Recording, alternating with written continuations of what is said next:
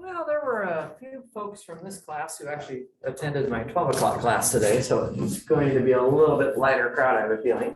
I hope everybody's doing well. I think I'm gonna go ahead and get started here. Hopefully the week is treating you well. We're just a half dozen lectures or so away from the end of the semester. This is hopefully going to be a relatively easy class, and we're going to have a lot of audience participation today, so get ready for that. Just in terms of homework, don't forget that you do have an assignment due on Friday. That covers the very last part of chapter 7, that stuff on diagonalization, and then the very beginning of chapter 8. So that's a homework due on Friday. There will also be an assignment due on Monday. The one that you're doing for Monday is very short. If you can do these 3 warm-up problems, the problems on the homework for Monday are actually easier than these. So if you can do this, you can do that. And of course, I'll take questions. I have office hours tonight, more office hours on Friday, and again on Sunday, right? So I have a lot of time. I should be around pretty much all weekend. So feel free to shoot me emails with questions as we're going along, any way that I can be helpful. I'm certainly gonna try to do that. So let me start like I always do by kind of refreshing our memory about what we were doing in the previous class. Over here on the sideboard, I have reminded you that we are studying nth order linear homogeneous differential equations, right? So here you have your linear operator. I used to call that L. It's just some expression involving different derivatives. That's my derivative operator. And the right-hand side has a 0 on it. That's because it's homogeneous, right? So homogeneous means that there's a 0 on the right-hand side. And if these coefficients, right, the A0, the A1, the A2, if those are constants, then we actually can fully solve the differential equation. So if nothing else, guys, when you get out of Math 250B, right, and you're gonna tell people what you learned, or somebody asks you what you've learned, at least you'll be able to say that you know how to solve any nth order linear homogeneous constant coefficient differential equation, right? Because basically we talked about it on Monday. This is the full details right here. Okay, so I'm going to remind you that it's a pretty simple process.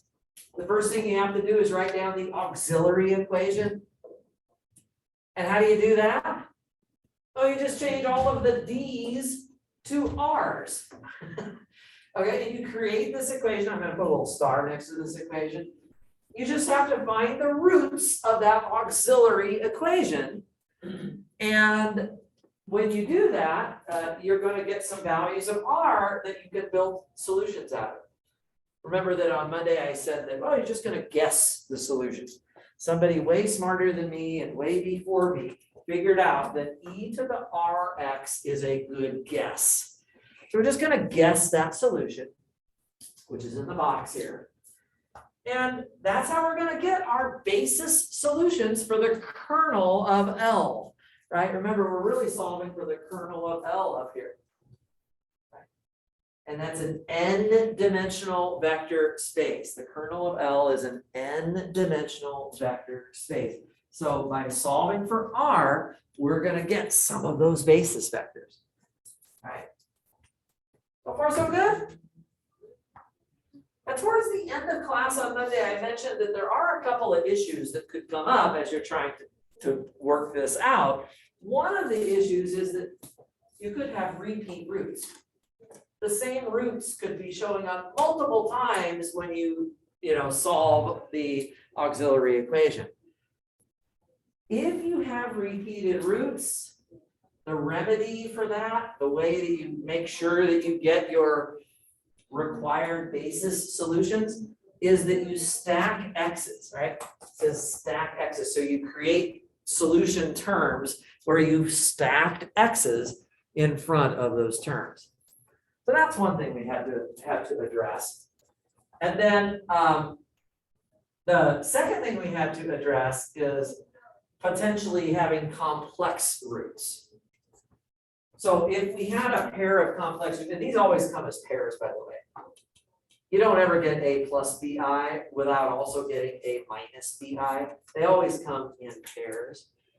If you take that pair, right, a plus or minus bi, you can create two solutions from it. E to the ax cosine of bx and e to the ax sine of bx. You basically are creating two solutions from that pair of complex roots. And so this is how you navigate the issues that could come up with your auxiliary equation and the roots that come from that. Okay, that's kind of how we navigate that. But in total, we should hopefully come up with n linearly independent solutions that we can build our general solution out of. So far, so good? Everybody with me? This is just a summary of what we said on Monday, and now today we're going to practice it. We did a little bit of practice last time, but today we're going to really try some harder examples. So I've got 3 warm-up problems on the board here, and this is, as I mentioned, this is very similar to the sort of thing you're going to be doing on Monday's homework. Okay, so we're just gonna try it right now. So let's find the general solution to each of these. Okay. Every single one of them is an nth order, linear, homogeneous, constant coefficient differential equation. By the way, this is all in section 8.2. That's what we're talking about right now. Okay, section 8.2. Okay, so let's get into it. Let's start with the first one. I'll do the solutions here in blue. So solution, let's start with number 1. One thing that I think is useful to certainly pay attention to when you're starting off on one of these is to figure out, well, what is the value of n? Like, in other words, what is the order of the differential equation? So looking at the first example here, d squared plus 4 squared times d plus 1 cubed of y equals 0. Can anybody tell me what n is going to be? Yes, Nathan? 4th order. Because d is going to be to the 4th. I don't think so. A map? It's actually 7th order, because if you actually were to sort of expand out this entire operator here, right? You'd have d squared squared times 3 more d's. So this is actually going to be a 7th order differential equation, which means that the kernel of L is 7-dimensional. Which means that my general solution should have 7 terms, right? We gotta have 7 terms. Do we have at least 7 people in the room today? I think so. So I'll see if we can get some help from you guys to solve this. Now, the first thing I like to do is just write down the auxiliary equation, right? So let's just do that first. Auxiliary equation. And that just means that I need to change all of my d's to r's. So r squared plus 4 squared times r plus 1 cubed. And this is the auxiliary equation. We set that equal to 0. Okay? Great. So that's pretty simple. We just changed the d's to r's. Now I just have to find the roots of this. Can somebody tell me what are the roots? So r squared plus 4, what kind of roots are you going to get out of that? Imaginary roots, and do you know what they are? Plus and minus 2i, exactly. Let's say that you have a little bit of brain fog and you aren't able to come up with that just by looking at it. What would be your sort of fallback approach, your go-to, if I ask you to find the roots of r squared plus 4 equals 0, and you're having kind of a brain fog for a minute, how could you sort of come up with those roots? Complete the square root quadratic formula. The quadratic formula, right? Negative b plus or minus the square root of b squared minus 4ac all over 2a. That will always work, yeah? So we can always do that.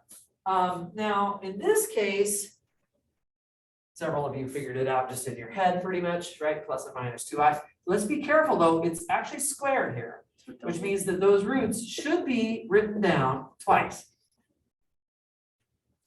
Those roots should be written down twice. And then what other roots do I need to include right here? -1 3 times. -1, see r plus 1, the root would be -1 and it's cubed, so we have to write it down 3 times. Now, if I've done it correctly, I should have 7 roots written down here. If I count all the repeats and so on and list everything, there would be 7 roots there. And from those 7 roots, I can now write down the 7 terms of the general solution. I may need to deal with these issues, but I should be able to do this. Okay, so here is where we're going to get some audience participation.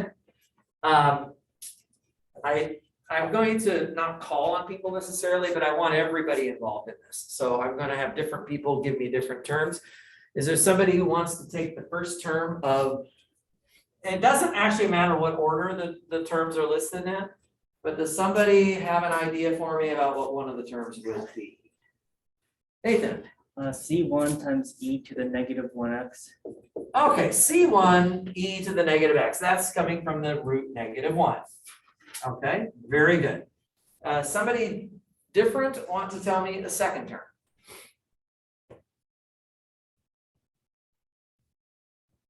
E to the 2x, or is it 2ix? Well, Cosine. No. So if we have complex roots, Mhm. we're going to use this structure here. So what is the A and what is the B on this complex pair of roots here? A is 0. A is 0, right? And the B is 2. So I could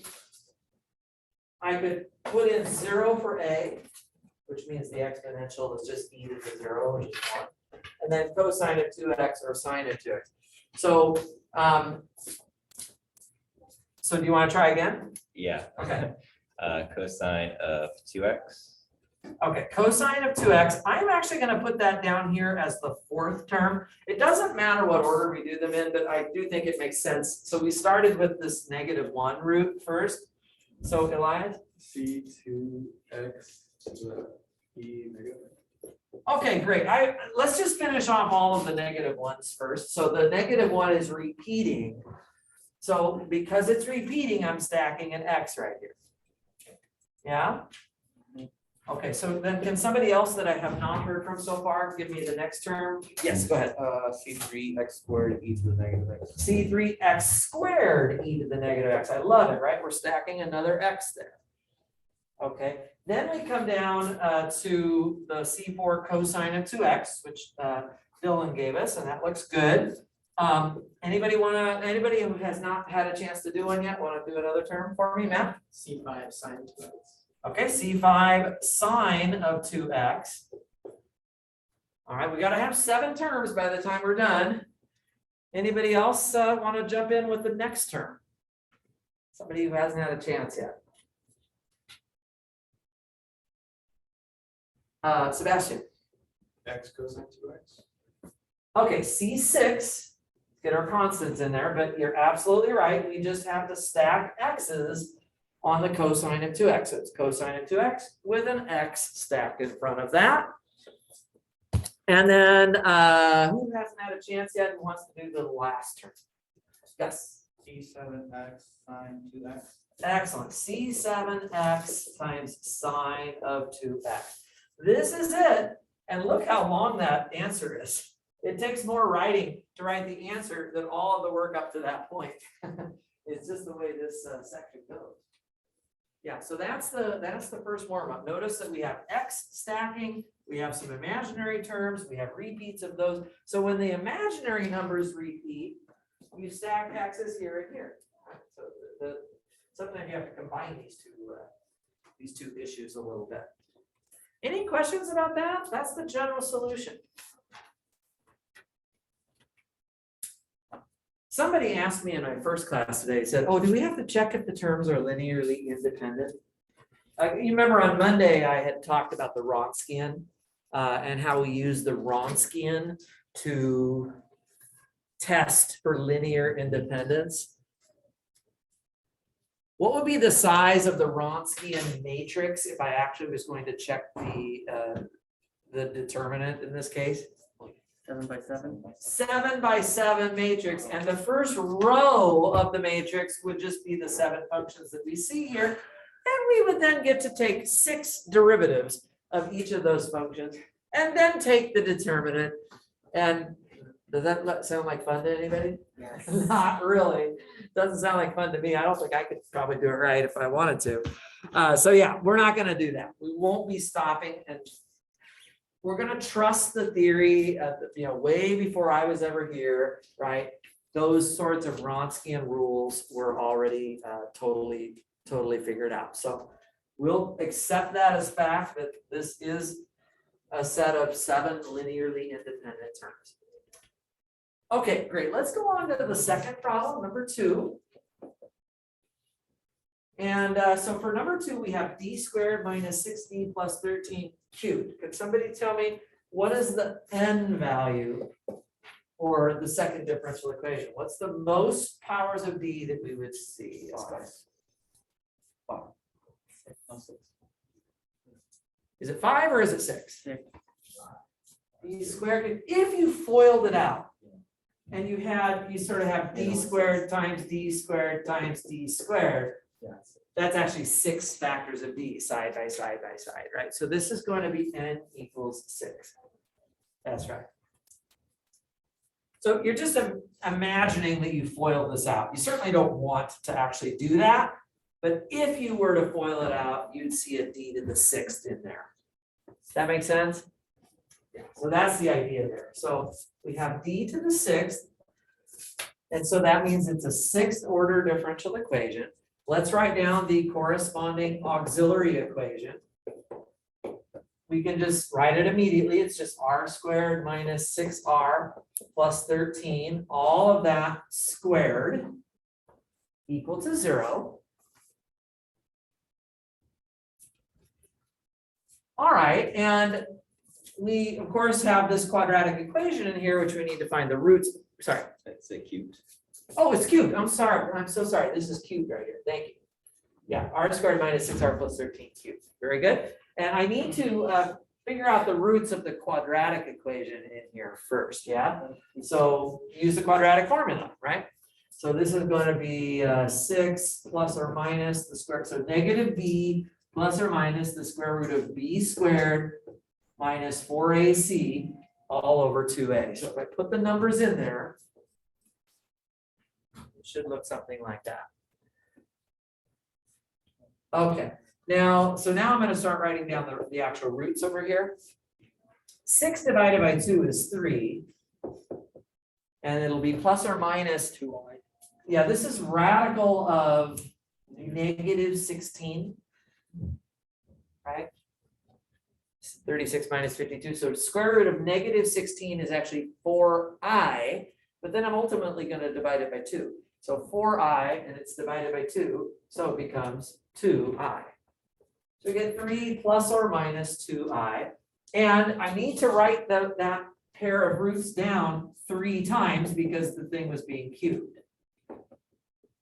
So here they are, which is a total of 6 roots. If I wrote them all out, there'd be 6 of them there. I have 3 repeats of each of the pairs that we have there. Okay.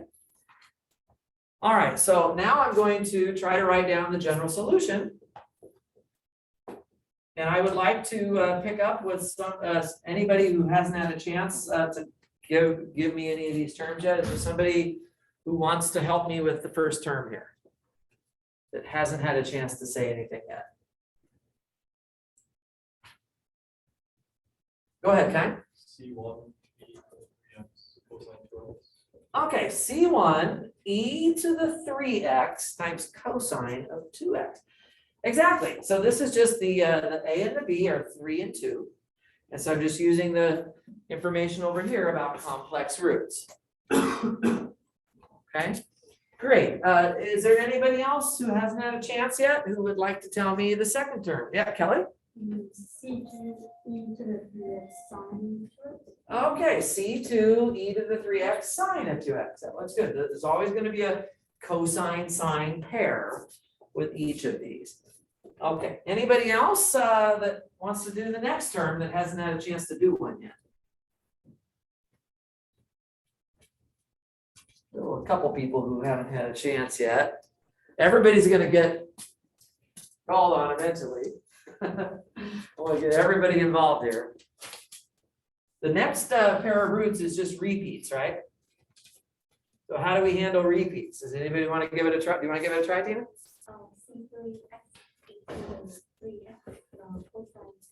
Okay, perfect. C3x times e to the 3x cosine of 2x. Exactly. Because we stack an x when we see a repeated root. All right, fantastic. Anybody? Yeah, David, go ahead. Fourth term? C3x. C4, you mean? Oh, yeah. C4, x. E to the 3x. Sorry. Awesome. So C4x e to the 3x sine of x. That looks pretty good. All right, anybody else want to try the fifth term?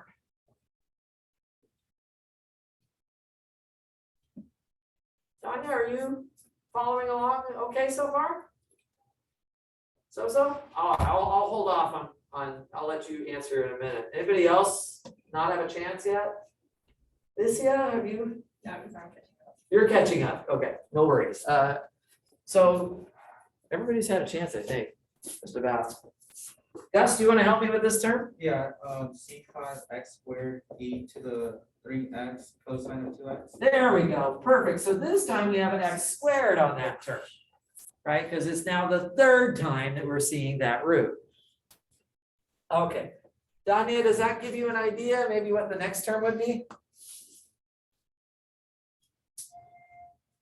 And you kind of look how they're going from, you know, on the first row we have a cosine and then a sine. Here we have a cosine and a sine, but with an x stack.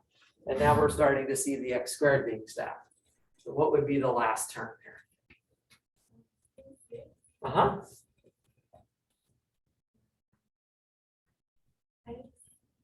How many x's do we need on the terms down here? Right, so it's going to be x squared. Very good. And then what's the next part? So this will be a sine, but before I get to the sine, what else do I see that I have to put down? The exponential, right? E to the 3x and then sine of x. Exactly. Does that make sense? Yeah, so that's it. Yeah, Eli? Sine of 2x. Oh, sine of 2x. I'm so sorry. Sine. Oh, no, I messed up. C4. Oh, yeah. Sorry, these should have been sine of 2x. Sorry about that. Yeah, so cosine 2x, sine of 2x with e to the 3x in front of it. And it's good to always put a box around your answer.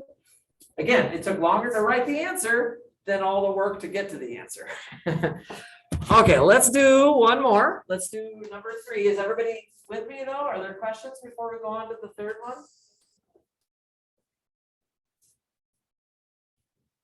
Okay, here's the third one, guys, right here. First question is, what is n? How many d's, if I multiply that out, what would be the total number of d's that I would see as the most d's? Nathan? 11. 11 of them.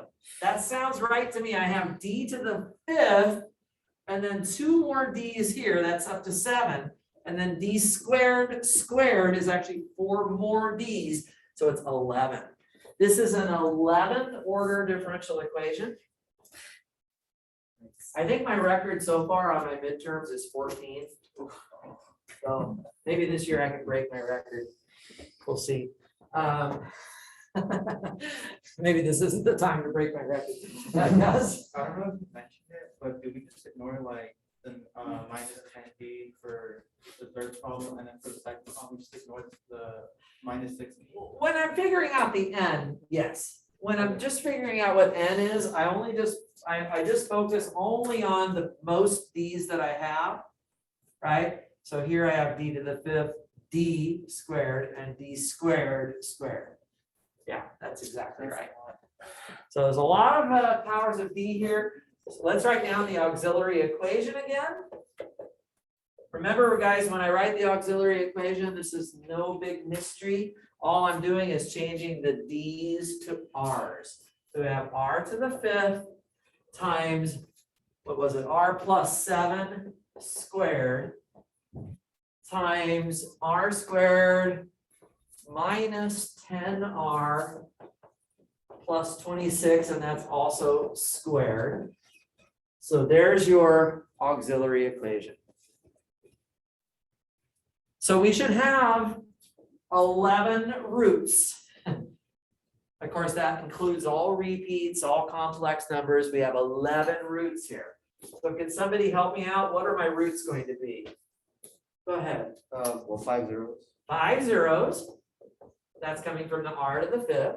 Okay, and then what do we You have? got 2 negative 7s, 2 negative 7s. and then you might have some imaginary numbers. We've got some imaginary numbers here, don't we? Let's just look at the, did you figure it out already? Just give me No. a second. I'm just gonna write it out here for everybody. Using the quadratic formula, we can solve this quadratic equation. We're going to get 10 plus or minus the square root of 10 squared is actually 100. And then minus 4ac, right? 26 times 4 is actually 104. And then this is all divided by 2. And so we get 10 divided by 2, which is 5. And then the square root of negative 4, which is actually 2i. But I have to divide that by 2. So we just get plus or minus I. Okay. I know I'm going a little quickly through that. Of course, this is mostly just factoring quadratics, so that's hopefully something fairly familiar. But you should definitely be careful when you're doing this process. 5 plus or minus I, so I'm going to write that down here as one of my roots. And I actually need to put it down a second time because that term was being squared as well. Okay. So 5 plus or minus I. I'm writing it down twice because of the square right here. These exponents are telling me how many repeats, right? They tell me how many multiplicities those roots have. Look okay? Of course, you should make sure, do I really have 11 things written down here? If n is 11, then I should have 11 terms written down here. It looks like I do. Great, so let's write down the general solution now. And we have about 11 people in here, actually a little bit more than that. But I think most people should get a crack at this. So let's just go around. Who wants to take the first turn? Matt. One. Let's be sure to tell me your constants. Every single term will have one of these C's in front of it. So C1. Just C1. just C1. Now, the thing to keep in mind there, that's exactly right. This is really C1 times e to the 0. E to the 0 is just 1, so that's why we're not writing it down. So this is really C1 times e to the 0. So we just write this C1. Great. Somebody else want to take the next term? Tina? C2x. We're stacking an x because we're using the same root twice. Excellent. I love it. C2 times x. Kelly, next term? C3x squared. C3x squared. I love it. Looks good. Who wants the next term? David? C4x cubed. C4x cubed. Looks good to me. And who wants the next term? Yeah, Ulysses? C5x. C5x to the 4th. Okay, great. That takes care of all of the repeats of the zeros. You guys did perfect on those. Looks good so far. Just have to keep going. Any questions so far? We're just stacking those x's. Okay, somebody else who hasn't had a chance to jump in for a while, want to take the next one for me?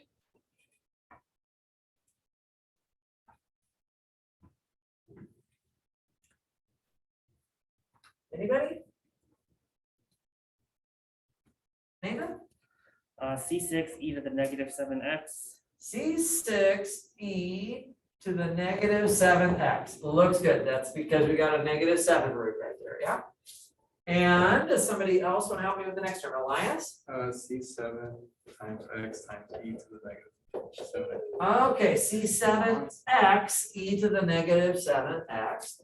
We've stacked an x because the root was repeated. Okay? All right, somebody else want to try the next term? I can take, and then I think everybody's answered one by now, so if somebody hasn't had a chance to answer one in a while, Sebastian, go ahead. C8 e to the 5x cosine x. Okay, C8 e to the 5x cosine of x, right? That's coming from the imaginary root. And what's the term that would go with that one? Can somebody jump in? What's the next term, Kang? Okay, C9 e to the 5x sine of x. Looks good to me. Almost there. Can I get somebody else who hasn't had a chance for a while to jump in? Maybe Gus, you want to take another one? C10 e to the 5x, wait, hold up. X e to the 5x cosine of x. Okay, great. We stacked an x there because we're repeating the 5 plus or minus I again. Okay, and who wants the last one? Go ahead, Steve. C11 e to the power of 5x sine x. Awesome. There we go. So we have a term with the sine of x that goes along with that. This is it. This is the whole thing. And putting a box around this is a good idea for reasons especially that I'm going to explain in a little while. Wow, that's a long answer. Guys, all of the ones on the homework are much easier than these. Like the ones on the homework are like third order, fourth order, fifth order. I decided to go big here and give you an 11th order differential equation. Like I said, I think my record for an exam so far is 14. But it takes a while to write down the answer when I do that. So anyhow, does anybody have any questions about how this works? If you can do this, you can do all of 8.2, including the homework that's due on Monday. It's really not too bad. If you wanted to solve for the constants, the C1, the C2, the C3, and so on, they would have to give you more information. They would give you what are called initial conditions. So that's always a possible follow-up. But at that point, you're not even hardly doing calculus. You're just plugging numbers into an equation and solving it. So, okay, any questions at all? Great time to ask one if there is one. Okay, if not, and if you think of something later, it's fine, we can go back. If not, we are going to now move on to the next section. And in the next section, we are going to go back and we're going to try to figure out what do we do if the right-hand side of our equation is not 0. So that's the next step. If the differential equation is not homogeneous, what can we do? So let's start talking about that a little bit here. This is the next section. So we're going to take a look at section 8.3. This section, the homework for this section, 8.3, won't even be due until next week, Friday. So we have plenty of time on this. But this section is called Annihilators. It sounds scary, doesn't it? Annihilators. It's a famous topic. Yep, I know that looks strange, but that's the word. Annihilators. Here is going to be my strategy. When I have a differential equation like this that is not homogeneous anymore, when there's a big F over here, I'm going to say to myself, gosh, I was really good at solving those differential equations when there was a 0 on the right-hand side. And now all of a sudden, the 0 is not there anymore. There's a big F there. I would really like to annihilate the big F. If I could annihilate the big F and turn it into a 0, then I'd be able to solve the problem because we've been practicing what to do for the last 20 minutes, how to solve these homogeneous examples. Yeah, so that's what we're going to do, guys, is we're going to try to annihilate the big F. Now, what do I mean by that? Well, big F is a function. And I'm going to try to annihilate that function by using derivatives. Let's think about it with me for a second. Let's say that I gave you the function x squared. Let's say f of x was x squared. Would we be able to annihilate x squared by taking derivatives? Yeah, we just take derivative the first time, and then the second time, and then the third time. If you take 3 derivatives of x squared, it's annihilated, right? It becomes 0. Yeah, What if your function is equal to sine x? That goes in a cycle and never reaches 0. right. So we'll talk about all of that, right? So we've got to talk about that. So to solve L of y equals big F, right? So we're going to go back to this again, right? We use 3-step. It's a 3-step process. So let me write down the overview of the 3 steps here first.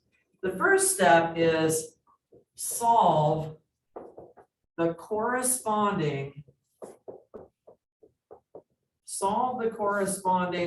homogeneous differential equation L of y equals 0. So the first thing that we're going to do, guys, is we're just going to pretend that the big F is not there. Right? We're going to solve the the corresponding homogeneous differential equation. And we're going to obtain something that has a name. And that name is, it is called the complementary function. The complementary function. And this is denoted y sub c of x. Okay. So in other words, when you solve step 1, when you solve the corresponding homogeneous differential equation, you're actually solving for y sub c. So right here, this really would have been y sub c. We don't need to go back and change our notes right now, but these would be the complementary functions. That's step 1. Step 2 is to find one particular solution. Find one particular solution. This will generally be denoted y sub p of x. One particular solution to the actual non-homogeneous differential equation that we have in front of us. And I'm going to say see below, because below in a moment, I will explain how to do step 2. Basically, we're going to use annihilators to do it. And then finally, step 3 is to write the general solution. And this step is very straightforward. Step 3 is where you basically get to the final punchline. And what you do is you just write y of x is equal to y sub c of x plus y sub p of x. Okay, so you add the complementary function to the particular solution. If you've done step 1 and step 2 correctly, then step 3 is a no-brainer. You just literally add together what you had in the first 2 steps. Now, I'm thinking ahead to our midterm, and I'm thinking, what if I had a problem that was like this one? And I wrote down the complementary function in step 1 and put a box around it the way I did here. And then I went on and I did step 2 and I found y sub p, right? And then I'm thinking, oh, great. Now step 3, I have to write down the complementary function plus the particular solution. That means I have to recopy all of this down on step 3 again, right? And how much time is that going to take? So I realized after I got some bad looks from students over the years of having these 14th order differential equations that they had to like do step 3 with, that maybe I should make things a little bit nicer for people. So if you will put the complementary function in a box and the particular solution in a box, then I will actually accept and give you points for just writing this down like this. So in other words, save 2 minutes and not recopy the actual terms of the complementary function and the particular solution. If you write this down, then I'll know that you know what to do. right? I'll know that you have learned what you're supposed to learn here, and I can give you points for that. But my rule was that everybody has to put these previous solutions into a nice box so I can find them really easily, and it's not confusing to figure out what goes with what. So does that make sense what I'm saying, guys? I'm just trying to make it easier for you when you get around to taking an exam. If there's like a lot of terms in the general solution or in the complementary function, you don't want to have to write it more than once. So, okay, great. So let's talk about step 2. This is where the annihilators business comes into play. Set that up right here for you.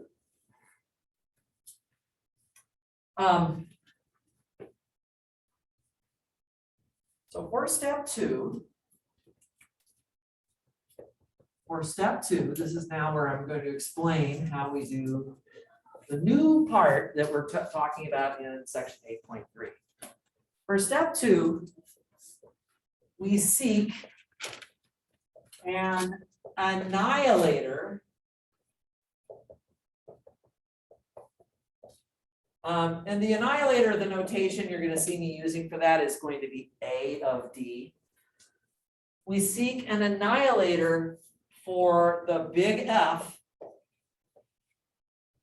And what that means, just in a nutshell, is that this is going to be such that if I take A of D and I apply it to big F, I get 0.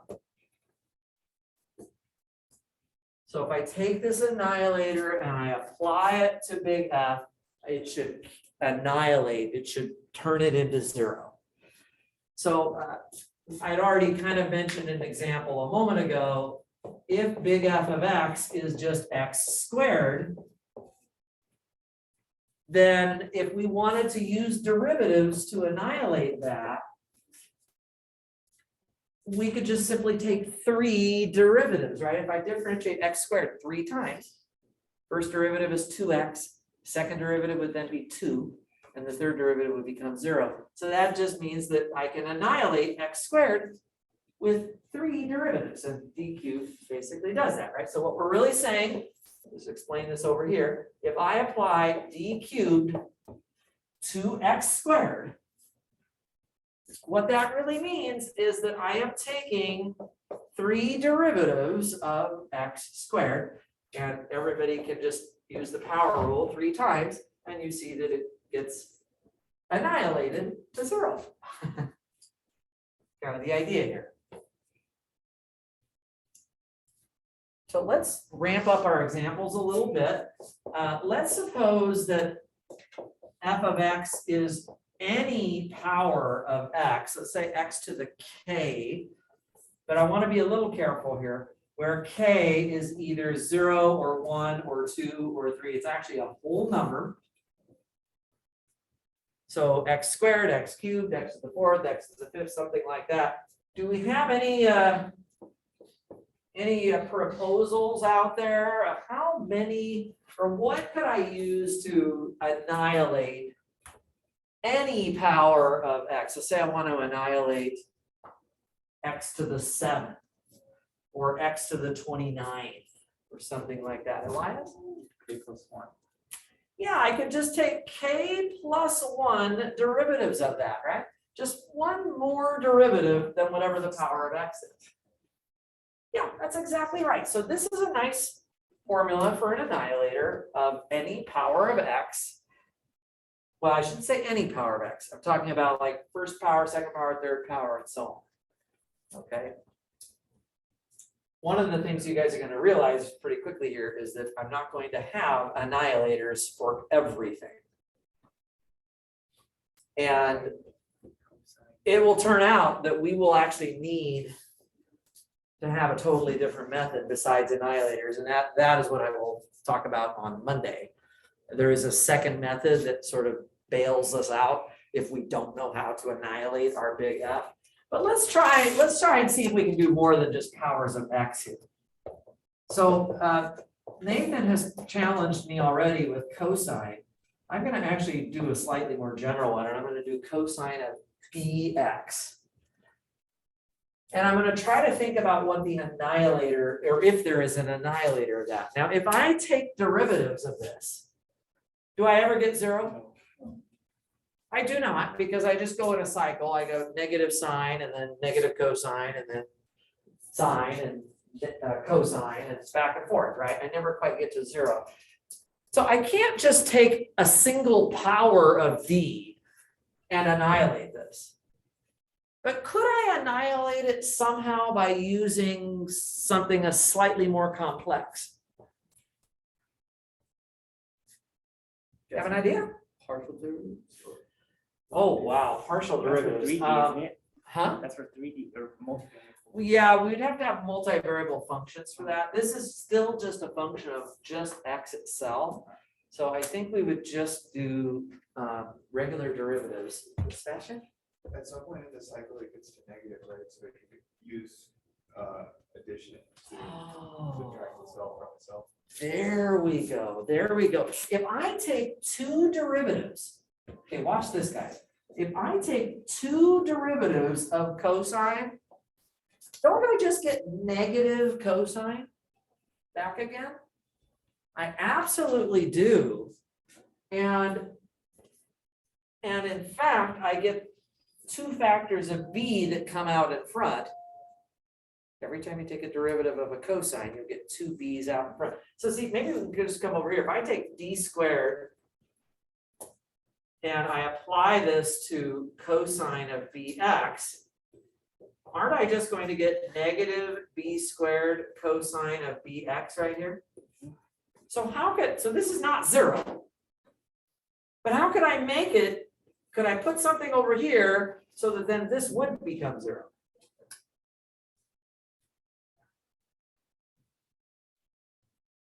How about I go in here and I add b squared right there?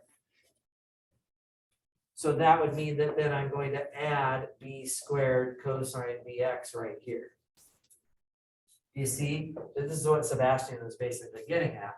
We actually could cancel it out by using that expression. So this is the annihilator. It is actually d squared plus b squared. That's the annihilator of cosine of bx. Okay, and again, maybe you didn't think of this in the first place, but you can certainly check it now.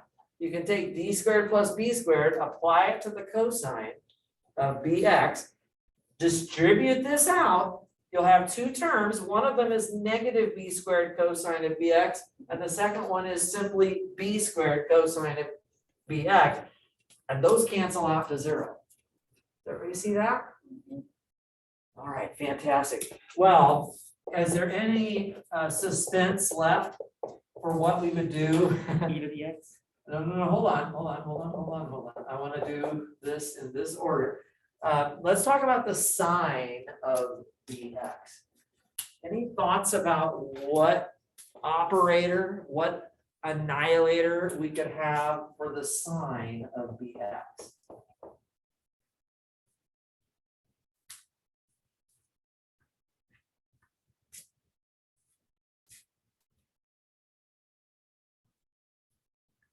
So cosine was annihilated by d squared plus b squared.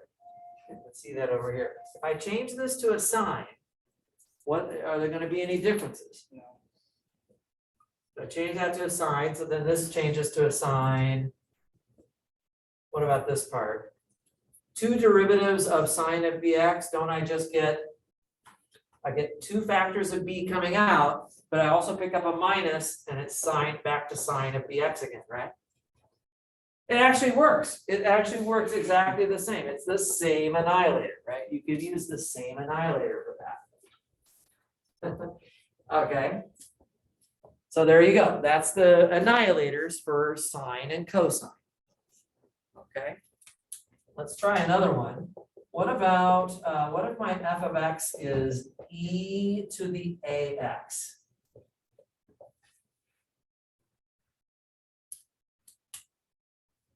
Now, if I take derivatives of e to the ax, I will never get zero, right? So I can't just say that my annihilator is going to be some number of derivatives. but can I concoct an expression that would cancel out e to the ax? So if I took a derivative of e to the ax, it's pretty close to e to the ax again, isn't it? Basically.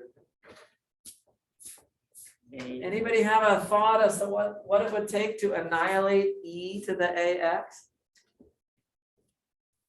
Minus a. I'm going to apply some expression to e to the ax. I'm going to hope that it comes out to 0 over here. So if I take a derivative of it, for example, so take a derivative of e to the ax, that gives me a e to the ax, right? So how do I need to fix this? Matt? Just e minus a. Minus a. That's it. That's exactly right. If you apply a derivative of e to the ax and then you subtract a e to the ax, you'll have nothing left, right? This is just d minus a. That's exactly right. Okay, fantastic. Now, we don't want to have to like, oh, got a couple hands up here. Yes, Nathan. Really quick, so it, like for these simple ones for x squared and x to the k, basically what you're doing, you're taking derivatives of both sides, right? You're gonna be taking.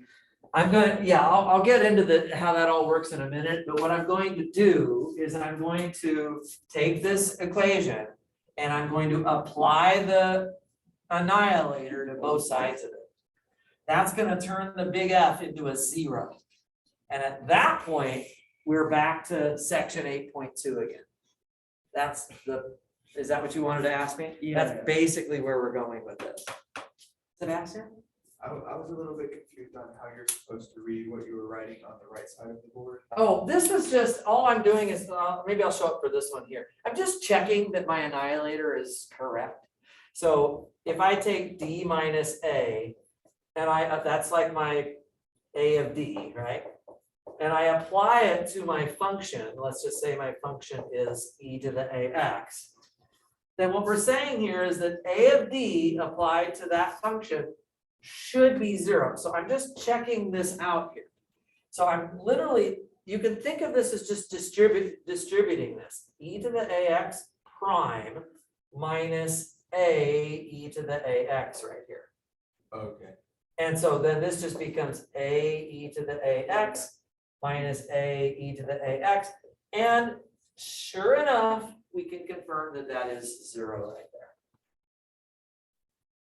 Does that make sense? So this is just like verifying that the annihilator that I told you was actually correct. Yeah. Yes. So you know how for x to the k can only be positive integers. What if you had f is equal to like natural log? The derivatives would just be 1 over x, 1 over Yeah. x to the power. We're not going to be able to annihilate it. So the bad news here, guys, is that this section 8.3 isn't always going to work. It only works if we can find an annihilator. Look what step 2 says. We seek an annihilator. Well, what if we can't find it? Right? Then we give up and we come back next Monday when I explain another plan, right? That's basically what we're going to do. Okay, so let me do one more comment here, and then I'm going to, then we're going to actually start trying to do step 2. We're going to actually try to figure out how to do this to solve one of these problems. But I want to make one quick comment here first. I'll just call this a quick remark. So a quick remark is that if your big F of x is now, so you might start wondering, well, what if we want to make combinations of functions? So what if it's, say, some constant, I don't know, let's say C1 times big F1 of x plus C2 plus or minus C2 times big F2 of x plus or minus C3 big F3 of x and plus or minus dot, dot, dot. Right? And so in other words, what if your big F is like some combination of different things? Maybe you have, you know, an exponential function added to a power of x, added to a sine or a cosine. Right? And you wanted to annihilate that. But well, the thing is, we have annihilators. Sorry, let me write it this way. With annihilator A sub j of d for fj of x. So suppose that we find the annihilator of each individual term of the big F separately. Then the question becomes, then the question is, what is the annihilator of the big F? Then the annihilator of big F of x is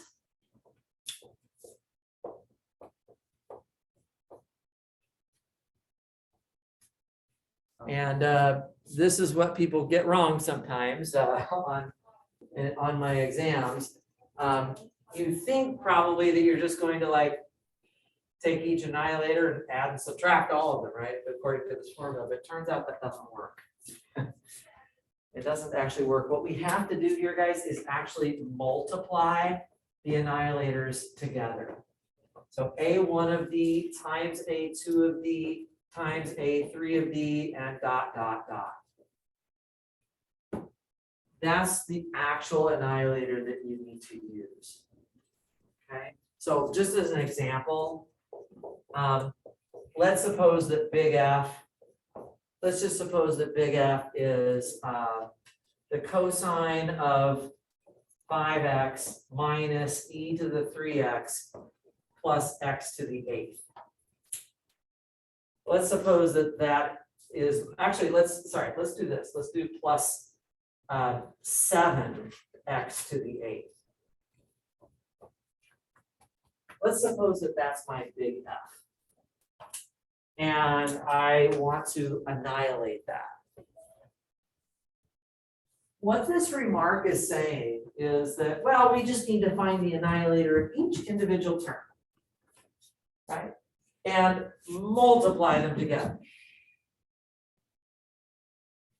So what would be the annihilator of cosine of 5x?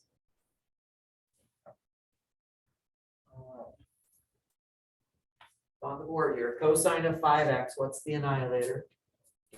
D squared plus 25. D squared plus 25, exactly, just coming from the formula here. So let me put that down, D squared plus 25. And then times, what is my annihilator of e to the 3x? D minus 3. D minus 3. Notice I'm not paying attention to whether this is a plus or a minus. It makes no difference. How about the annihilator of 7x to the 8th? What would that be?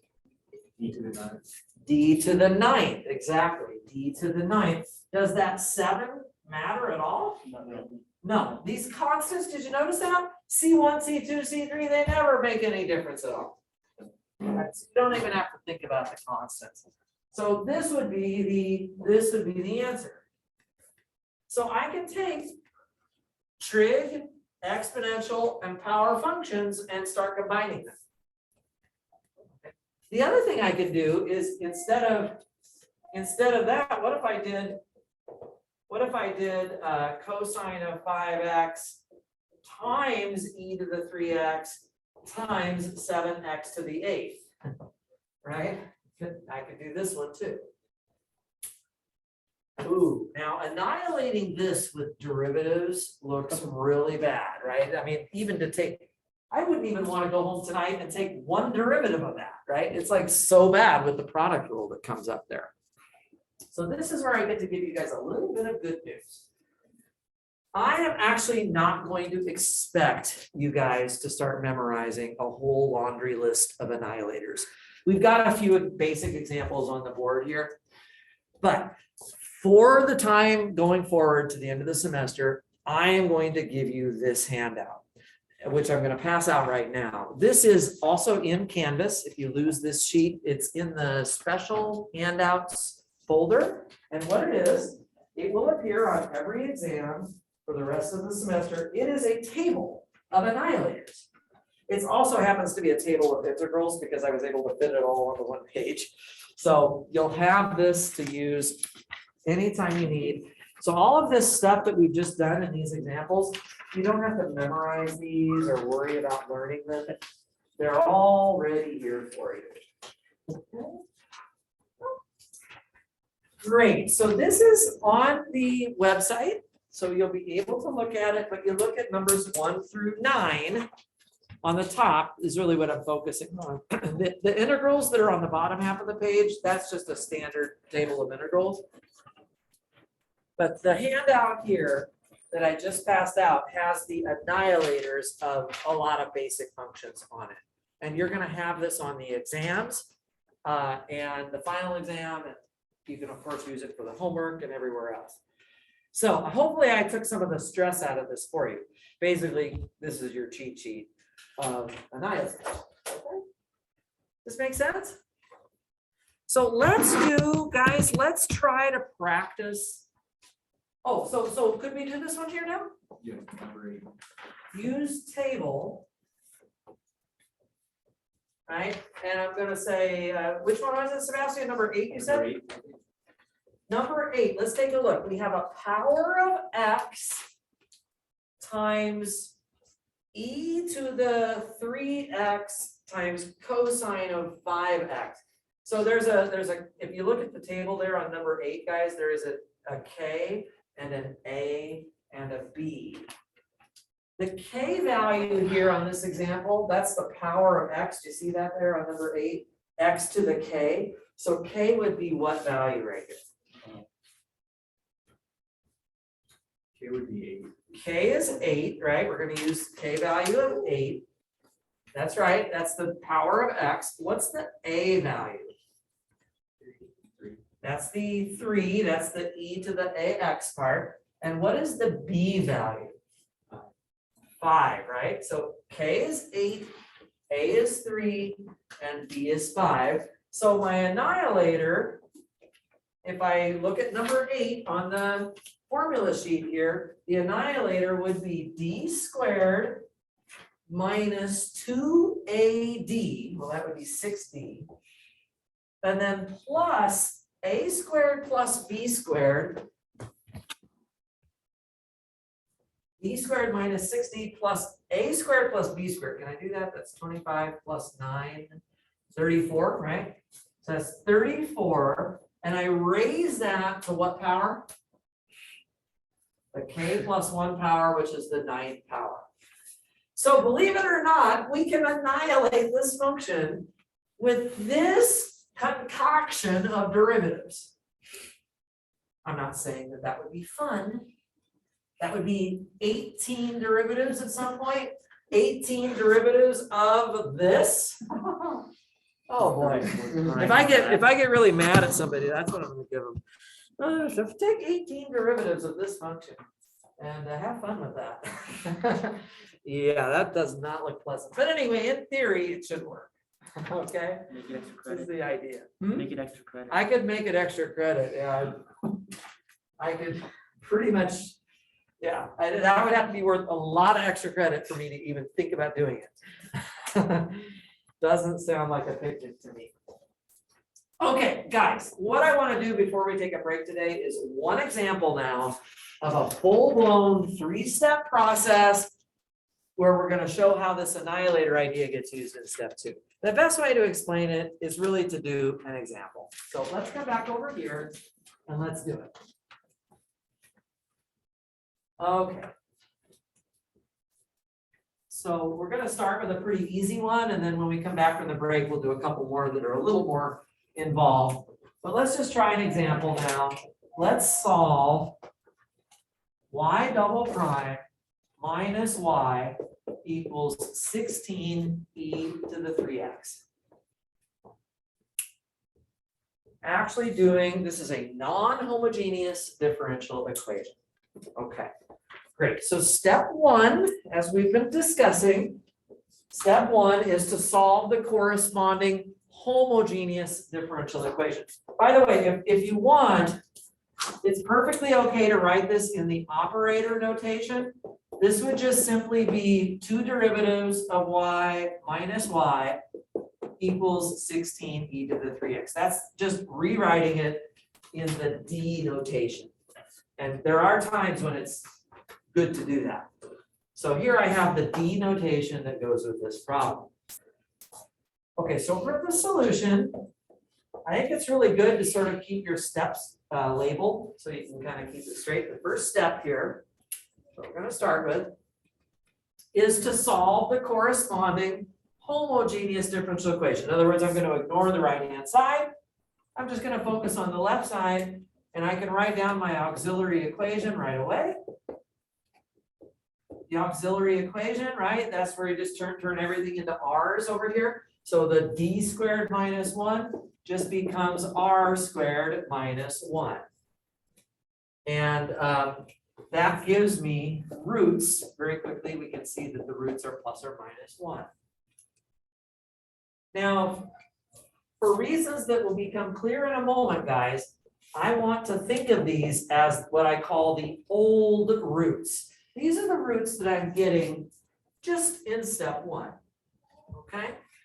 And from those roots, I can write down the complementary function.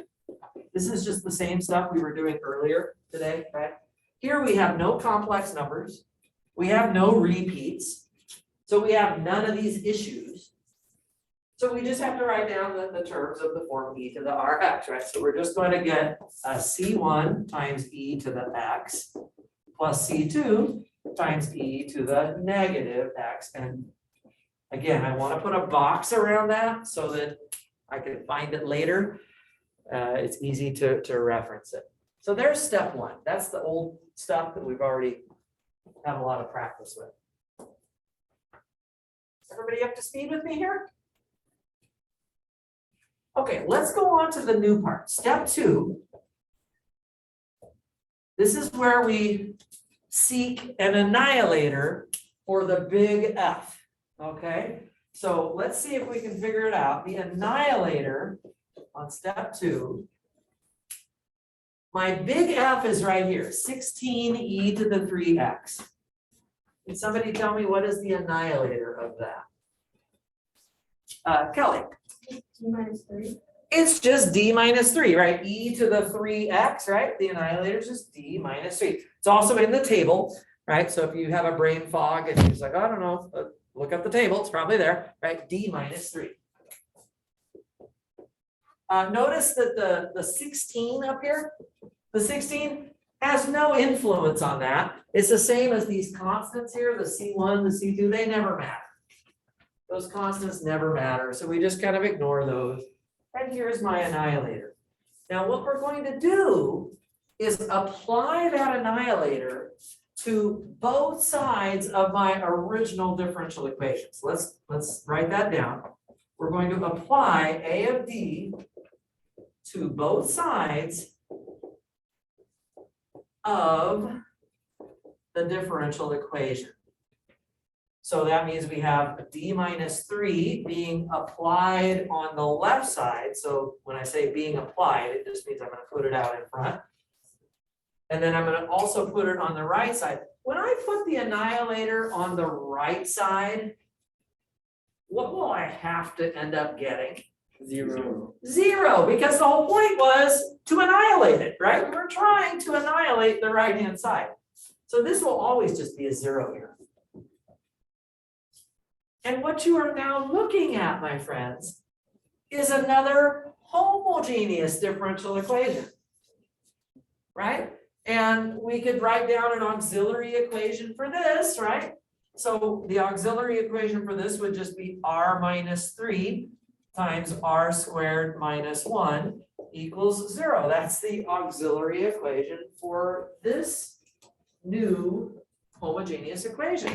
And what we have here, I'm going to write it right here if you don't mind, guys, 3 and then plus or minus 1. Now, what I need to point out is that when you look at the roots that you come up with in this part, you will always see the old roots among the roots that are listed here.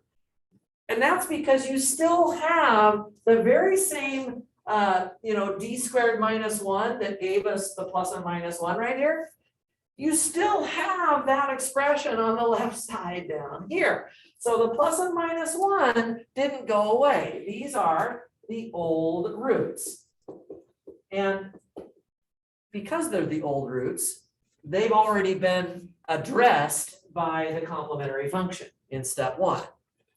Yes. So can you just skip to step 2 immediately then, or? Yeah. We're gonna streamline the process. So I'll show you in a second. I'll show you in just a second. But let me just quickly finish my train of thought here. So the other root that I have here, which is 3, this is the new root.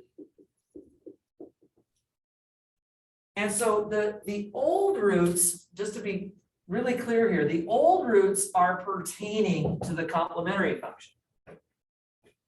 So you're not going to be surprised that the new root is going to be pertaining to the particular solution that we are trying to get in step 2. Do you see? So let me come over here and show you what I mean. This is how you get your particular solution. You focus on those new roots and you write down an expression based on those new roots. So let's get some space here to do that. Actually not that hard once you sort of keep it organized in your mind here. So what we get is we get a particular solution, y sub p of x, which is based on the new roots. The old roots address the complementary function. The new roots address the particular solution. So what would it be? Well, my new root is a 3. It's not complex, it's not repeated, it's just 3. And we know that we can make a solution e to the 3x, right? That's what we're going to do. Now there needs to be a coefficient in front of it. So what you're probably thinking is that we would just do C3 e to the 3x because we've already got C1 and C2 in the first 2 terms here. However, you all have your erasers handy. Uh-oh. I generally do not like to call this constant C3. The reason that I don't like to call it C3 is that it's really not on the same footing as C1 and C2. What I mean by that is that C1 and C2 are constants that will be in your general solution at the end of the day. C3 is actually different because actually, believe it or not, C3 has a value. It has a correct value. And that's because we're looking for a very specific solution right now. And we can actually solve for C3. And so instead of calling it C3, I don't like to do that because then I think, oh, this is the same as the C1 and the C2. I like to use totally different letters, and I usually go to the start of the alphabet and I start using capital letters. So I'm going to call it capital A, e to the 3x, where A is to be determined. So let's just take a couple more minutes to finish up this example now. You see, guys, so far you notice that we haven't even used the 16. It hasn't showed up anywhere, and it seems like it should. It's part of the problem, after all. Did that somehow affect something? So we're going to see that it does. So what we're going to do, guys, is we're going to write down, this is actually what I like to call the form of the particular solution. That is the form of the particular solution, but I can do better than that. I can actually solve for A. So to solve for A, plug into the original differential equation. So in other words, I'm going way back to the beginning, the original problem up here. Now, if I look at the left side, I have to have 2 derivatives. So I generally like to just take my derivatives first. So I have y sub p already up there. Let's just take, I'm going to take 2 derivatives of y sub p because I'm going to need 2 derivatives of y sub p in order to plug it into my differential equation. Well, I think everybody can differentiate this. This is just, e to the 3x with a constant in front of it. So as I take derivatives, factors of 3 just start getting pulled down, right? So we get 3a e to the 3x. And if I pull down another factor of 3, I get 9a e to the 3x. And now I'm just going to plug in to my differential equation. I have 9a e to the 3x minus a e to the 3x equals 16 e to the 3x. Just to be very clear, this is y double prime minus y equals, and then that's my big F of x on the right side. And we can actually solve for a. What you might notice already is that the exponentials all cancel on both sides of the equation. And you're left with 9a minus a, which is actually just 8a, equals 16. You see? So this actually works out very nicely. We can actually get a equals 2. So this is the point I'm making, is that the constants in the particular solution actually have correct numerical values. And so we actually can write down y sub p of x is 2 e to the 3x. And let's put a box around that. So we can actually plug in the number for a right now. A was 2. So I just plug that back in right here for a. This makes sense? Okay, and then step 3. Everybody remember what step 3 is? Just add together the complementary function and the particular solution. So y of x equals c1 e to the x plus c2 e to the negative x plus 2 e to the 3x. And that is the final answer. The complementary function is always the one that has the constants in it. That's y sub c. And then here at the end, we put the y sub p. Questions about that? Any comments? Yes, Sebastian? You said if we box the yc of x and yp of x, that's acceptable. That would be acceptable. In this case, it's not so bad to just write it Right. down. But if I had 11 terms in the complementary function, I probably wouldn't feel like writing all of it down an additional time. So you certainly could shortcut that a little bit. Yeah, Nathan? Why wouldn't putting C3 times e to the 3x make it more general? Like I Well, it would be making it more general, but it wouldn't be giving me a particular solution to the non-homogeneous equation. And that's what step 2 requires, that we have a specific solution. I'm not really looking for the general solution. We're looking for the general solution to this differential equation, yes, but that consists of sort of this general part that comes from the complementary function added on to something very specific. The particular solution just doesn't have constants in it that are unknown. We can actually, if we can solve for these constants, why wouldn't we want to do that? You know, that way we have better information about what our equation is. Good question. Are there any other questions so far? Okay, guys, let's take a break until about, I'm going to give you about a 7-minute break today, about 3:27 or so. And then we are going to practice a couple more examples before we get out of here today. Show you some other things that can come up. But thank you for all of your participation and thanks for being here. We'll see you in about 7 minutes or so.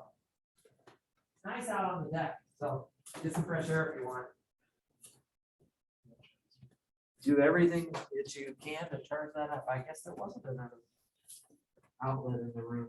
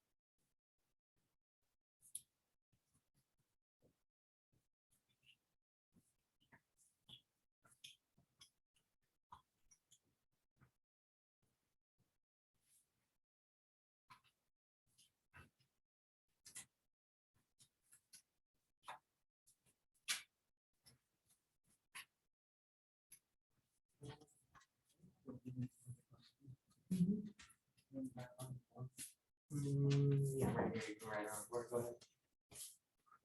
The cosine, Uh-huh. sine and cosine. Sure, go ahead.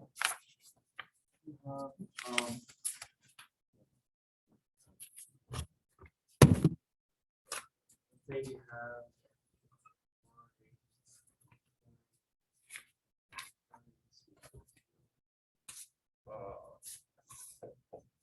Doesn't really matter. Let's just call it.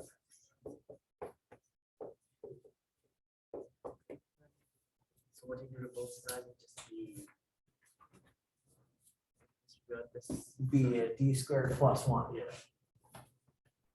Oh, that's why prime plus y, that's Yeah. prime? Oh, Sine x, if I wanted to annihilate that, I just would do h squared plus, it's 1, so just Right. 1. uh-huh.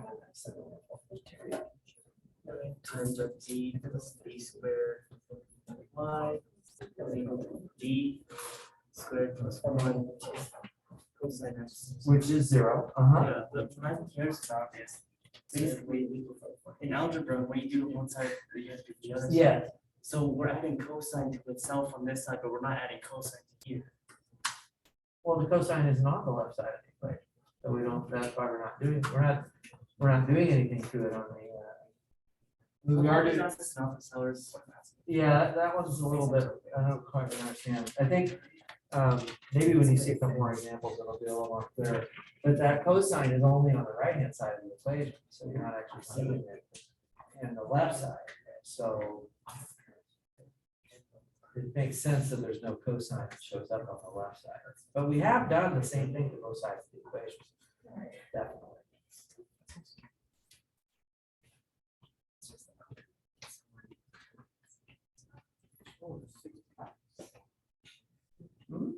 Looking at. Yeah. Popcorn? Oh, seasoning Yes. for popcorn? Yeah.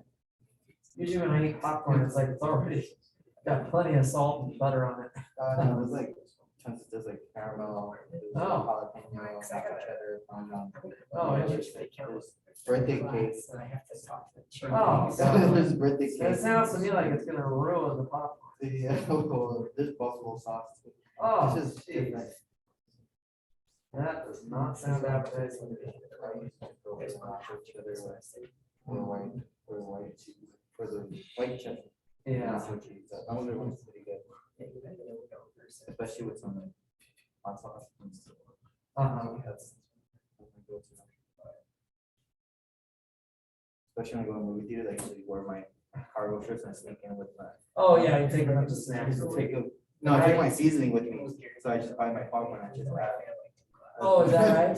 Yeah, and it just usually I get comments, people like, why does it smell like cheese in here? It's my seasoning. Uh-huh. Sometimes I can, depending how big my cargo shirts are, I can fit a whole Big Mac, right? Oh, wow. That's impressive. Yeah. That doesn't cover your pants in grease? No, because I just keep it I just wrap it up in napkins and I just keep it in the box. So I just try to like fluff up my cargo pants, so it looks like it's how they naturally are, because I don't want like the actual box like sticking out like a phone. So for the movie people won't actually like be suspicious of it. But sometimes I only got caught once because they decided to go all TSA on me and they was like, can you open your pockets? And they saw like, what's this? And they just see like my Big Mac or like I think it was my Big Mac. Because sometimes I go to college, but like, he's like, oh, you can't bring this in here. I was like, all right, I guess. This one time I went to the movies with some people and one guy put so much butter in his popcorn and it was like a bag of popcorn. It wasn't like a box or anything. And he had it resting on his lap. That by the time we left, it looked like he went. He On was himself. being himself. As a rookie move, you gotta ask for a box, and you gotta get like 3 boxes. Yeah, or at least like pack the bottom with like paper towels or something. Yeah, definitely. No, I usually go for the cardboard box because you should have to absorb it like butter. But Yeah, also, I still usually not go to go the crazy box with the too, butter but- too. That guy went in a bag, now it's a bag. No, that's a rookie move. The good thing, hopefully he learns from his mistakes. I haven't been to the, oh my god, I'm such a bad movie. I always think it's stuff, just, I don't know, I guess. The whole movie industry had to change the rules because of me, because they used to put like the times and stuff, and I usually just plan out my days, like, oh, just wait here, go to the restroom. And then they changed it. It's just like, oh, movie theater 1, 2, they don't even have the names anymore. I was like, oh, so I had to go and guess. And it's just didn't really show my plans. But nevertheless.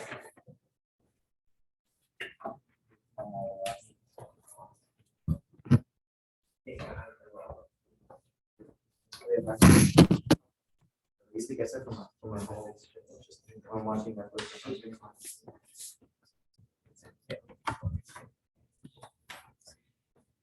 How much juice can you get on that in 10 minutes?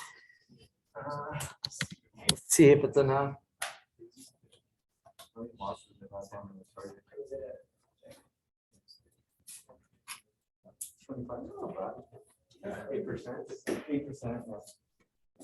By like originally 81, 65 watts, you know, like with the macro, just go crazy about it. Yeah.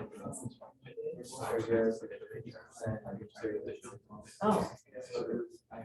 I had some. It's so low. I love it when it was right. I just go take a shower and just get all that. Oh, it was just one daily or was one?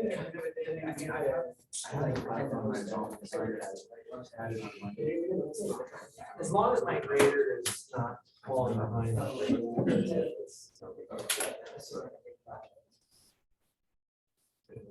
All right, guys, I think we're still missing Alicia over here, but I think everybody else is back and it's been close to 10 minutes after all it turned out. Yeah, so what I want to do is just spend the rest of the day just practicing this a little bit more. We did one example so far, but there are a few other nuances that can come up with the Annihilators method that I think are worth showing through some examples. So I've got another problem on the board up here. And this is the one I'd like to try with you guys. Okay, we'll talk through this example. This is y double prime minus y prime minus 2y equals 10 sine of x. Again, we can also write the the operator version of that using the d notation. So just turning my derivatives into d's, we can certainly rewrite it, and I don't have any problem with that. So we'll just do that so we have that as well. And so let's jump in. Let's try and go through this. I'm gonna go as quickly as I think we comfortably can. Most of it isn't too bad. So for the solution, of course, I start at step 1. I have 3 steps, right? So step 1, I'm going to write down the auxiliary equation, which would be r squared minus r minus 2. Set that equal to 0. Okay, this factors really easily. So it's just r minus 2 times r plus 1. Factor that out like so. And so my roots are just 2 and negative 1. And remember that I like to refer to those as my old roots. So my old roots that are coming in step 1 are just 2 and negative 1. So can I get somebody to tell me what will be my complementary function based on having those roots of the auxiliary equation? Kelly? C1 e to 2x. C1 e to the 2x, good. Plus? Go ahead. Oh, C2 e to the negative x. C2 e to the negative x. Looks good to me, right? Let's put a box around that. And notice that we had no complex numbers there, and we also had no repeat roots. So it's very easy to just write down those terms, and we're in good shape. Any questions on step 1? Okay, step 2. This is the new material. For step 2, I need to have an annihilator. I need to think about an annihilator for the right-hand side. Can somebody tell me what will be the annihilator of 10 sine of x?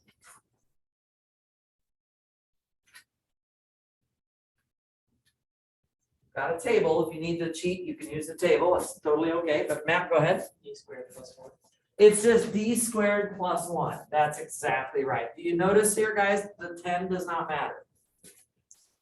The 10 does not matter, so it's really just sine of x How do you annihilate sine of x? Well, you just use the table, and it's just d squared plus b squared. In this case, b is 1. And so the new roots that you're going to get right here would be plus and minus I, right? Those are the roots of d squared plus. So this gives me a new equation, r squared plus 1. Guys, what I actually want to show you on this example is that you don't actually have to go to the trouble of applying this annihilator to my, see, normally what I would do here is I would apply the d squared plus 1 on both sides, right? And of course, on the right side, it would turn it into 0. But now you're looking at the left side and you've got this whole big thing here. The roots on the left side would be plus and minus I, 2, and minus 1. You'd have all of those roots. But what I'm trying to say, guys, is that the old roots have already been accounted for in the original auxiliary equation. And the new roots are always going to be the roots of the annihilator expression. You see, you can actually split them apart. You can split these roots into two camps, the old camp and the new camp. And the new camp just comes from the annihilator part. That's where the new roots are going to show up. Does it make sense? I really want to know because I used to not teach it this way. I used to like go back and have the whole big bag of roots here, and then I'd have to like sort them out. Oh, these were the old ones, these were the new ones. But now what we realize, I hope, is that we can actually just not even look back at step 1 anymore. We just go straight to step 2, and whatever roots we get here, those are the new roots. Okay, so we can save ourselves a little time that way. Now with these roots, of course, those are complex, so I'm going to be writing down terms over here that involve sine and cosine. Okay, and the in this case, the A is 0 and the B is 1. So we have no exponential part actually, we just get cosines and sines. So my particular solution, does somebody want to tell me what would be the, let's actually call this the form of the particular solution. What would be the form of this particular solution? Go ahead, Nathan. A cosine x. A cosine x B sine x. plus B sine x. I love it. I love it. That sounds good to me. That's the form of the particular solution. The new roots are plus and minus I, so I get these two terms, cosine and sine. Now, if you call these coefficients C3 and C4, it's not wrong. That's not wrong to do that. It's just, to me, it's more confusing because then the C3 and the C4 in my head get jumbled up with how the C1 and the C2 actually work. You see, the A and the B here, we can actually solve for those. They have specific values, right? Just like on the example we did a few minutes ago. So to find A and B, I'm going to plug this expression into the original differential equation. That means I need to take what? 2 derivatives, right? I have to have 2 derivatives of this thing. Let's just work those out right here. So I'm going to start working out the derivatives of the particular solution. So the first derivative is going to be negative A sine of x plus B cosine of x. And then the second derivative, if I take another derivative, I'll get negative A cosine of x minus B sine of x. So I just like to gather up my derivatives first. And now I'm going to plug into the left side of my differential equation. I'm going to plug in to the differential equation. Let's try and plug this in. So what do I have here on the left? I have y double prime.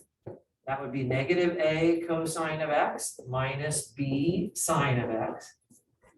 And then I have minus y prime, which is negative A sine of x plus B cosine of x, right? So that's y prime. And then finally minus 2y. So minus 2 times whatever y was, y is a cosine x plus b sine x.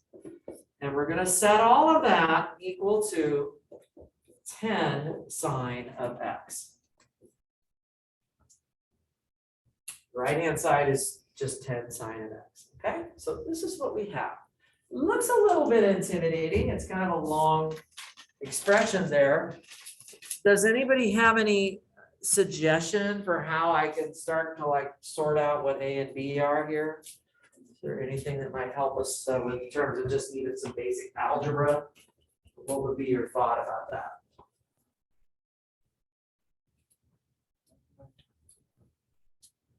How can I clean this up on the left side? You can organize all the sines and cosines together first.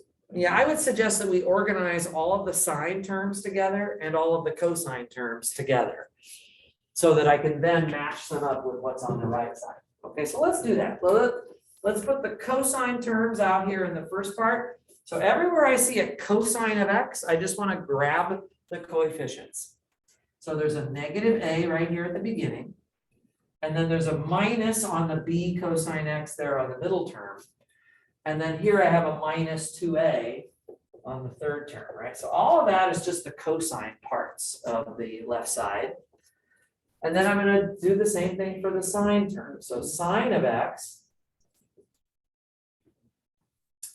And what do I have? I have a negative b at the beginning. And then here's a sine of x that has a double negative on the a, so it's actually going to turn it into a plus a. And then the sine of x term on the far right here has a minus 2b in front of it. Okay, and all of that is supposed to equal 10 sine of x, right? And the equation has to be balanced, right? It has to be the same on the left side and on the right side. So how many cosines do I have on the right side? 0. I don't have any, right? No cosines on the right side. So there better not be any cosines on the left side either, right? Whatever the cosine of x is being multiplied by should just be 0. Yeah? System of equation. And then on the sine of x term, how many sine of x's should I have over here on the left side? 10 of them, right? So that it matches with the right-hand side. So we can kind of put some labels on those bracketed expressions that'll help us to solve. We're trying to solve for A and B, right? That's our goal. Right now, what we're trying to do is solve for A and B. Well, this first equation is just negative 3a minus b equals 0. And that second equation is just a minus 3b equals 10. So I can put these two equations into that little system right there. Just a little system of equations to solve for A and B. At this point, of course, guys, you could put this into a matrix and use your linear algebra knowledge to solve a little system of equations. It's such a simple little system, though, that I'm not even going to bother with that. I'm just going to tell you the answer. Right? The answer should be A equals 1 and B equals -3. I think if you check those numbers in both of the equations in the box here, it is gonna work. It should work, actually. Okay? And so now I can write down specifically the particular solution, right? The particular solution. So I'm gonna take this form of the particular solution and now plug in the numbers for A and B. So the A was 1, so I'll just get 1 times the cosine of x, and then the B has a -3 value, so -3 sine of x. And I'm going to put that into a box now. Okay, so that's step 2. That's sort of the new material we're learning today. Is it too fast? Everybody with me? So I've got my complementary function, I've got my particular solution, so you won't be surprised that we can therefore go straight to step 3 and write down the final answer. It is simply the complementary function plus the particular solution. I think I will write it all out one more time here. C1 e to the 2x plus C2 e to the negative x plus cosine of x minus 3 times sine of x. And I would definitely recommend a box on that as well. And again, if you prefer not to write the whole thing out again, I am willing to accept just simply y sub c plus y sub p. As long as you put it in a box and I can find everything easily, you could just do that. Okay, questions on this example? Everybody good with this? Not too bad. Let's try one more. And then we're gonna call it a day.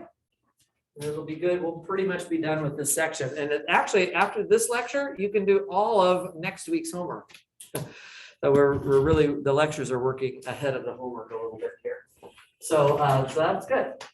So let's try this example. Let's solve d squared minus 4d plus 5 of y equals 8x e to the 2x cosine of x. One more example. Well, let's see. Try and go fairly quickly through this, right? So for the solution, I'm going to start with the auxiliary equation again, right? Step one. So for step one here, right, I have to write the auxiliary equation. I just turn all of the d's into r's. That's very easy to do. It's just that quadratic equation right there. And this looks like it should factor, but believe it or not, it does not factor nicely. If you write out the quadratic formula for it, you'll get 4 plus or minus 16 minus 20 all over 2. It actually has imaginary roots. You're gonna get plus minus 5. So yeah, we're going to get 4 divided by 2, which is 2, and then plus or minus, this is the square root of negative 4, which is 2i, which I have to divide by 2. So 2i divided by 2 is just I. So those are my roots, and that's what I have. And so I believe that we should be able to write down the complementary functions based on those 2 roots. Anybody want to give it a try that hasn't had a chance to do one of these in a while?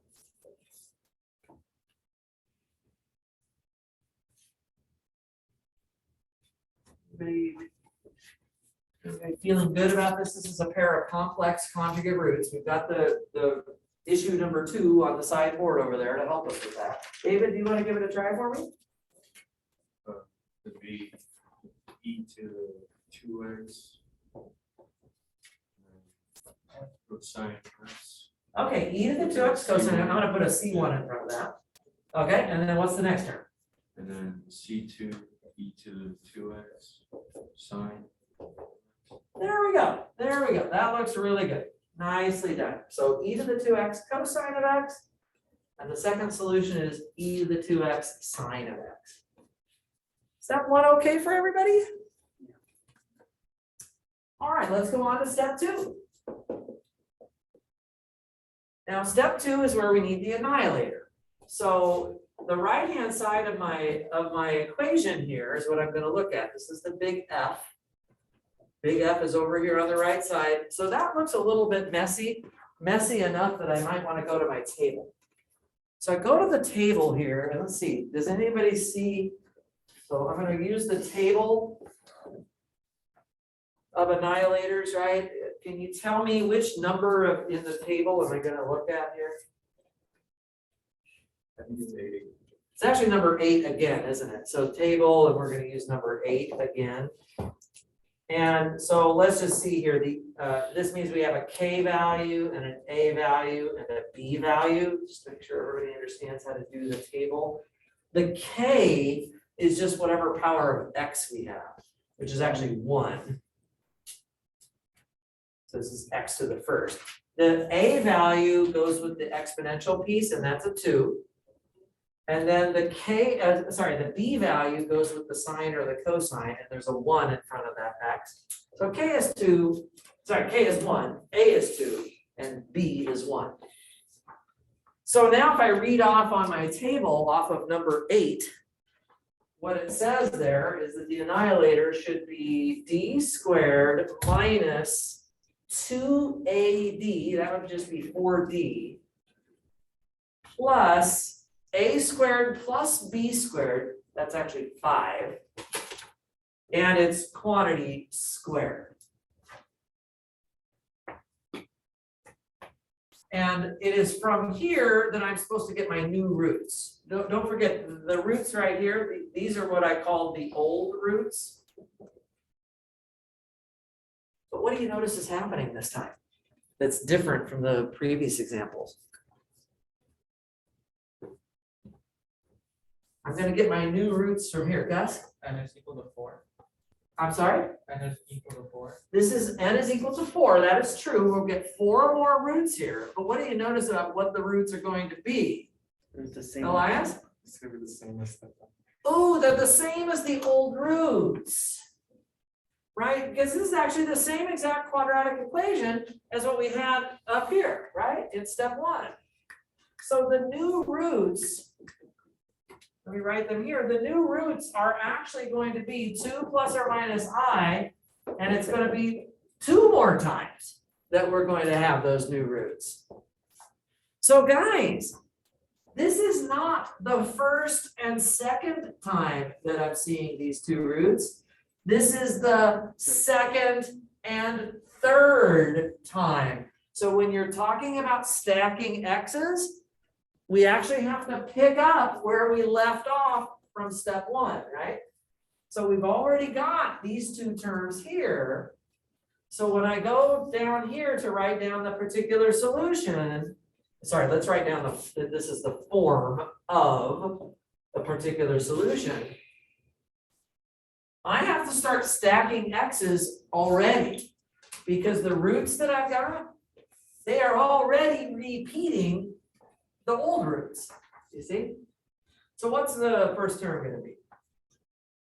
Anybody want to shout it out for me? It's gonna be a Okay, ax e to the 2x cosine of x. all right, great. So basically you're just taking the term that we had originally and stacking an x on it. Okay, so ax e to the 2x cosine x. Is everybody comfortable with that? Okay, can I get another volunteer to tell me the next term?